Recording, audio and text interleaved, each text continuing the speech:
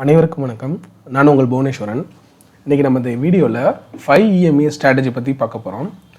இது வந்து option பையரும் use பண்ணலாம், ஆப்ஷன் செல்லரும் யூஸ் பண்ணலாம். ஸோ இதை வந்து எந்த டைமில் யூஸ் பண்ணணும், என்ன மாதிரி யூஸ் பண்ணணும் அப்படிங்கிறத வந்து நம்ம பார்க்க போகிறோம். வாங்க வீடியோக்குள்ளே போகலாம்.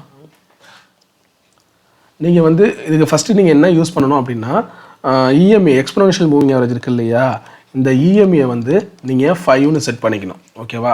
ரெண்டாவதாக உங்களோட டைம் ஃப்ரேம் பார்த்தீங்கன்னா அதுவும் பார்த்தீங்கன்னா 5 மினிட்டாக இருக்கணும். ஓகேவா. 5 மினிட் டைம் ஃப்ரேமாக இருக்கணும். ஃபஸ்ட் ஒன் வந்து நீங்கள் EMA 5 வந்து செட் பண்ணிக்கணும், இண்டிகேட்டர் வந்து செட் பண்ணிக்கணும். அடுத்தது 5 மினிட் டைம் ஃப்ரேம் வந்து செட் பண்ணிக்கணும். ஓகேவா. ரெண்டு விஷயமும் நீங்கள் செட் பண்ணிக்க போகிறீங்க. அதுக்கு அடுத்ததாக என்ன பண்ணணும் அப்படின்னா, இதை வந்து எப்போல்லாம் யூஸ் பண்ணலாம் அப்படின்னா, மார்க்கெட் வந்து கீழே இறங்குறப்போ, ஓகேவா, மார்க்கெட் வந்து டவுன் சைடு போகிறப்ப மட்டும்தான் இந்த இதை வந்து யூஸ் பண்ணணும். அப்படின்னா ஆப்ஷன் ட்ரேடிங்கை பொறுத்த வரைக்கும் எந்த மாதிரி யூஸ் பண்ணலாம் அப்படின்னா, இது எந்தெந்த மாதிரியான ட்ரேடிங்க்கு யூஸ் பண்ணலாம் அப்படின்னா, நீங்கள் ஒன்று ஃப்யூச்சரை வந்து செல் பண்ணலாம். ஓகேவா. ஃப்யூச்சரை வந்து செல் பண்ணலாம். அப்படி இல்லைனா ஆப்ஷனை செல் பண்ணலாம். அது என்ன ஆப்ஷனை? கால ஆப்ஷனை. ஓகேவா. கால ஆப்ஷனை செல் பண்ணலாம். அப்படி இல்லைனா புட் ஆப்ஷன் இருக்கு இல்லையா, புட் ஆப்ஷனை பை பண்ணலாம். ஓகேவா. ஸோ இது ரெண்டும் பார்த்தீங்கன்னா செல்லருக்காக உள்ளது, இது வந்து பையருக்காக. ஓகேவா. ஸோ இதுலேயே உங்களுக்கு தெரிஞ்சிருக்கும், மார்க்கெட் வந்து நம்ம கீழே இறங்கினா மட்டும்தான் ஃப்யூச்சரை செல் பண்ணுவோம். அதே போல் மார்க்கெட் கீழே இறங்குனுச்சு அப்படின்னா கால் ஆப்ஷனை செல் பண்ணுவோம். ஆனால் பையரை பொறுத்த வரைக்கும் எப்போ வந்து பை பண்ணுவார் புட் ஆப்ஷன் அப்படின்னா, மார்க்கெட் கீழே போகிறப்ப எதை வந்து பை பண்ணுவார்னா புட் ஆப்ஷனை தான் பை பண்ணுவார் இல்லையா. ஸோ அதனால் இந்த 3 விஷயத்தையும் நம்ம வந்து பண்ணலாம் இந்த ஸ்ட்ராட்டஜி யூஸ் பண்ணி. செல்லராக இருக்கும் பட்சத்தில் இந்த 2 விஷயத்த பண்ணலாம். ஃப்யூச்சரை செல் பண்ணலாம், கால் ஆப்ஷனை செல் பண்ணலாம். நீங்கள் ஆப்ஷன் பையராக இருக்கீங்க அப்படின்னா புட் ஆப்ஷனை பை பண்ணலாம். சரியா. ஸோ இதை மட்டும் நீங்கள் இப்போதைக்கு ஞாபகம் வச்சுக்கோங்க. சரி, ஓகே. அடுத்தது இதை வந்து எப்படிலாம் யூஸ் பண்ணலாம் அப்படிங்கிறது வந்து பார்க்க போகிறோம். ஸோ இதை வந்து எப்படி யூஸ் பண்ணோம் அப்படின்னா, இப்போ இது வந்து 5 EMA லைன் இப்படி போயிட்டுருக்குன்னு வச்சுக்கோங்க. இது வந்து 5 EMA லைனு. ஓகேவா. லைன் இப்படி போயிட்டுருக்கு அப்படின்னா, மார்க்கெட்டில் வந்து இப்படி போயிட்டுருக்கும். அதாவது கேண்டில்லாம் இப்படி ஃபார்ம் ஆகிட்டுருக்கும். ஓகேவா. இது வந்து ரெட் கேண்டில், க்ரீன் கேண்டில் இப்படி மாற்றி மாற்றி ஃபார்ம் ஆகிட்டுருக்கும். எப்போது நீங்கள் வந்து ட்ரேட் எடுக்க என்ட்ரி ஆகணும் அப்படின்னா, இந்த 5 EMA லைனை டச் பண்ணாமல் இதுக்கு மேலே எந்த கேண்டில் ஃபார்ம் ஆகுதோ அப்போது வந்து நீங்கள் வந்து ட்ரேட் எடுக்க ரெடியாக இருக்கணும். அதாவது இங்கே வந்து நீங்கள் அலர்ட் ஆகிடணும். ஓகேவா. இது வந்து அலர்ட் பண்ணிக்கிற மாதிரியான கேண்டில். ஓகேவா.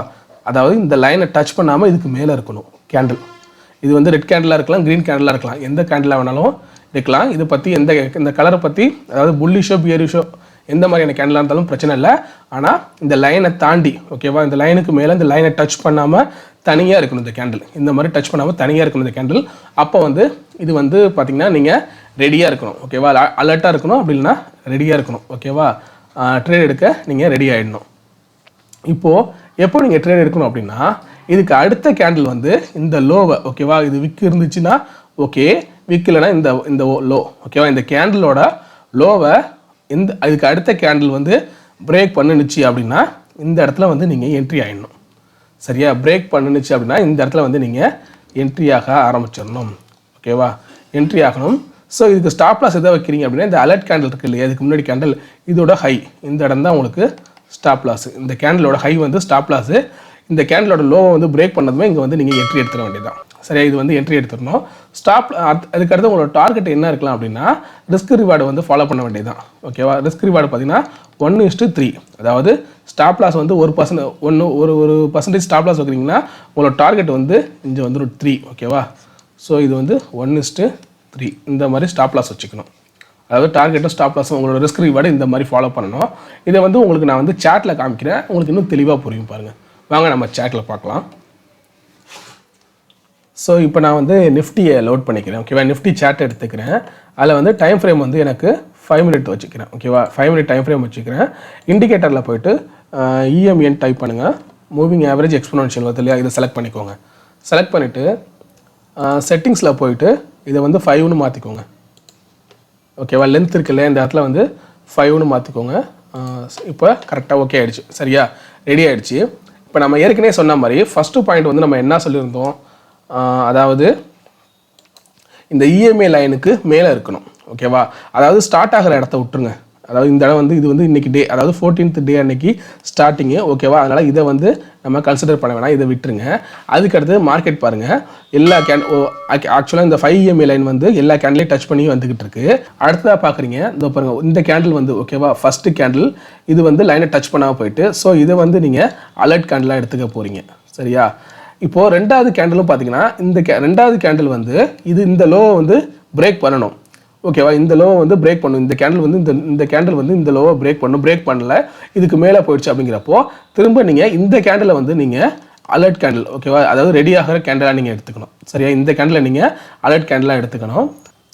ஸோ இப்போது இது உங்களுக்கு அலர்ட் கேண்டில். சரியா? இதை வந்து பிரேக் பண்ணுதா அப்படின்னு பார்க்குறீங்க. இதை வந்து அடுத்த கேண்டில் க்ளோஸ் வைக்குதா அப்படின்னு பார்க்குறீங்க.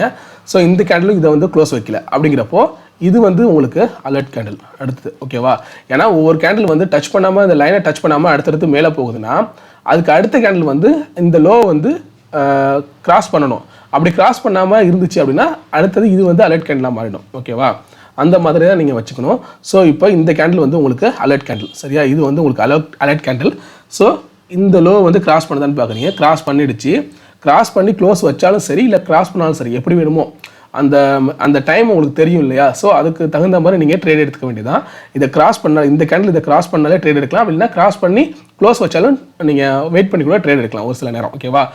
மேக்ஸிமம் நீங்கள் வந்து கிராஸ் அண்ட் க்ளோஸ் வச்சதுக்கப்புறம் வேணால் அந்த ட்ரேடில் வந்து என்ட்ரி ஆகுங்க. அப்படி இருக்கிறப்போ இங்கே உங்களுக்கு என்ன நடக்கும் அப்படின்னா, ஸோ இந்த இடத்துல நீங்கள் வந்து என்ட்ரி ஆவீங்க, ஓகேவா?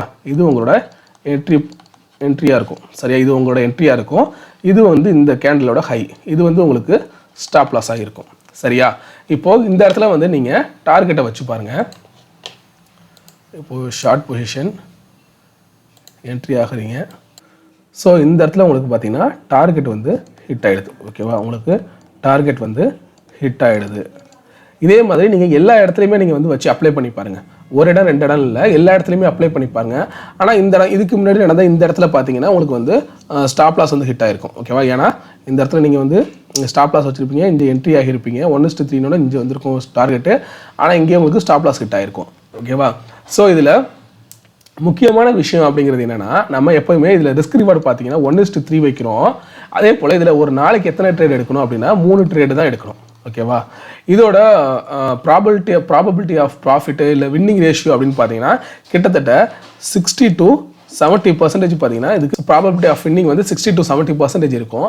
அப்படி இருக்கிறப்ப ஒரு நாளைக்கு நீங்கள் 3 ட்ரேட் எடுக்கிறீங்க அப்படின்னா அதில் 2 ட்ரேடு உங்களுக்கு வந்து ஸ்டாப் லாஸ் ஹிட் ஆகி ஒரு ட்ரேடு வந்து உங்களுக்கு டார்கெட் ஹிட் ஆனாலுமே கிட்டத்தட்ட உங்களுக்கு வந்து ப்ராஃபிட்டில் தான் முடியும், ஓகேவா?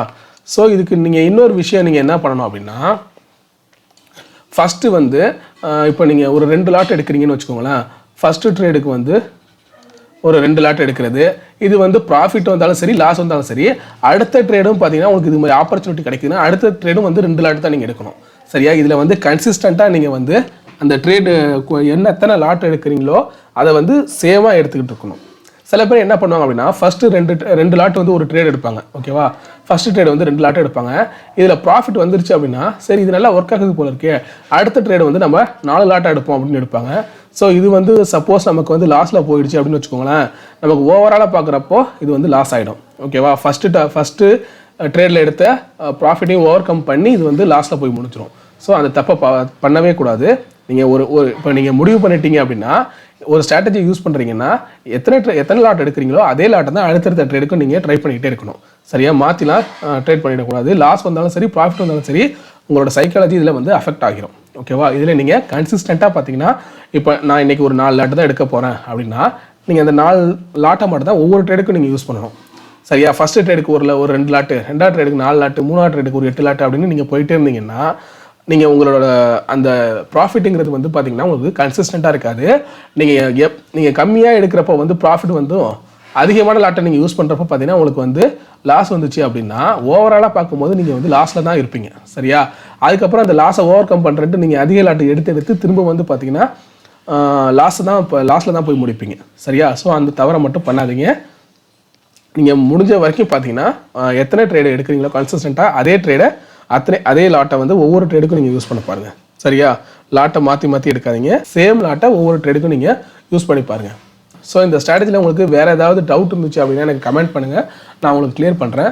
ஸோ இது வந்து என்னோட ஓன் ஸ்ட்ராட்டஜி அப்படிலாம் எதுவுமே கிடையாது. இது வந்து ஒரு ஹிந்தி சேனலில் இருக்கிற ஒரு ஸ்ட்ராட்டஜி கொஞ்சம் நல்லா இருந்துச்சு. நான் இதை செக் பண்ணி பார்த்தேன், ஓரளவு பெட்டரான ரிசல்ட்டே இருந்துச்சு. அதனால் உங்களுக்கு நம்ம தமிழ் பீப்புளுக்கும் இதை வந்து தெரியப்படுத்தணும் அப்படிங்கிறதுக்காக இந்த ஸ்ட்ராட்டஜி நான் வந்து உங்கள்கிட்ட அதை ஷேர் பண்ணுறேன். இதை வந்து நீங்கள் உங்களோட சேட்லேயும் நீங்கள் வந்து யூஸ் பண்ணி பாருங்கள். ஒவ்வொரு சேட்லேயும் வந்து மார்க்கெட் வந்து எப்போல்லாம் இந்த மாதிரி நமக்கு டைம் கிடைக்குது, அதாவது எப்போல்லாம் இந்த மாதிரி ஆப்பர்ச்சுனிட்டி கிடைக்குது அப்படின்ட்டு அந்த இடத்துல நீங்கள் யூஸ் பண்ணி பார்த்தீங்க அப்படின்னா உங்களுக்கு வந்து தெரிய வந்துடும் இது வந்து எந்த லெவலுக்கு வந்து ஒர்க் ஆகுது அப்படிங்கிறது உங்களுக்கு தெரியும். ஸோ அங்கெல்லாம் நீங்கள் வந்து இதை யூஸ் பண்ணி பாருங்கள். ஓகேவா? ஸோ இந்த மாதிரியான ஒரு சில இடங்கள்லாம் எடுத்துக்கோங்களேன். இப்போ இது வந்து பார்த்தீங்கன்னா அலர்ட் கேண்டில்னு நம்ம வச்சுக்கிறோம். சரியா? இது வந்து நமக்கு அலர்ட் கேண்டில். சரியா? இந்த இடத்துல நம்ம வந்து என்ட்ரி எடுப்போம். அப்படி இல்லை இந்த அதுக்கு அடுத்த கேண்டில் வந்து க்ளோஸ் ஆகிறப்போ இந்த இடத்துல நம்ம என்ட்ரி எடுக்கலாம். எது வேணுமோ. ஓகேவா? கிராஸ் அண்ட் க்ளோஸ் ஆகலாம், இல்லை கிராஸ் ஆனால் என்ட்ரி எடுக்கலாம். அது வந்து உங்கள் விருப்பம், அந்த மார்க்கெட்டோட சுச்சுவேஷனை பொறுத்து. ஸோ இது வந்து உங்களுக்கு ஸ்டாப் லாஸ் வச்சுப்பீங்க. அதாவது ஸ்டாப் லாஸ் வந்து க்ளோஸ் ஆகணும். ஓகேவா? இதை தாண்டி க்ளோஸ் ஆகணும். இந்த மாதிரி விக்கு ஃபார்ம் ஆனாலாம் நீங்கள் ஸ்டாப் லாஸ் இதை வந்து க்ளோஸ் பண்ணிடக்கூடாது. மேனுவல் ஸ்டாப் லாஸே நீங்கள் வச்சுக்கோங்க. ஓகேவா? மேனுவலாகவே நீங்கள் இதை கிராஸ் பண்ணி க்ளோஸ் பண்ணதுக்கப்புறம் நம்ம வந்து இது கிராஸ் ஆகி க்ளோஸ் ஆனதுக்கப்புறம் நம்ம வந்து ஸ்டாப் லாஸ் நம்ம வந்து எக்ஸிட் ஆகலாம். ஓகேவா? அதனால் மேனுவல் எக்ஸிட்டே வச்சுக்கோங்க. ட்ரேட் என்ட்ரி வந்து அடுத்து உங்களுக்கு டார்கெட்டே இந்த இடத்துல வரும். ஓகேவா? 1:3 அப்படிங்கிற மாதிரி வரும். ஸோ இது மாதிரி நீங்கள் ஒவ்வொரு இடத்துலையும் நீங்கள் வந்து யூஸ் பண்ணி பார்க்கலாம். இது வந்து உங்களுக்கு ஸ்டாப் லாஸு, இந்த இடத்துல நீங்கள் என்ட்ரி எடுப்பீங்க. ஸோ டார்கெட் இவ்வளோ தூரம் வரைக்கும் இருக்கும். ஸோ இது மாதிரி ஒவ்வொரு இடத்துல நீங்கள் ட்ரை பண்ணி பார்த்தீங்க அப்படின்னா உங்களுக்கு வந்து தெரிய வந்துடும் இந்த ஸ்ட்ராட்டஜி வந்து எப்படி ஒர்க் ஆகுது அப்படின்னு சொல்லிட்டு. அதே போல் ஒவ்வொரு இடத்துலையும் பார்த்தீங்கன்னா சின்ன சின்ன லாஸ் வரும். சரியா? இதில் ஒரு முக்கியமான விஷயமே நம்ம சொன்ன மாதிரி அந்த 1:3 தான். ஏன்னா சப்போஸ் நமக்கு லாஸ் வந்துச்சு அப்படின்னா நமக்கு கிட்டத்தட்ட அந்த 1% அந்த இதுதான் நமக்கு லாஸு. இதே நமக்கு வந்து ப்ராஃபிட் வந்துச்சு அப்படின்னா 3 மடங்கு ப்ராஃபிட். ஓகேவா? ஸோ அதனால தான் இது வந்து ஒரு பெட்டரான ஸ்ட்ராட்டஜி அப்படிங்கிற மாதிரி சொல்கிறோம். இதை வந்து நீங்களும் ட்ரை பண்ணி பாருங்கள். உங்களுக்கு வந்து இது பெட்டரான ரிசல்ட் கொடுக்கும். ஓகேவா? தேங்க்யூ.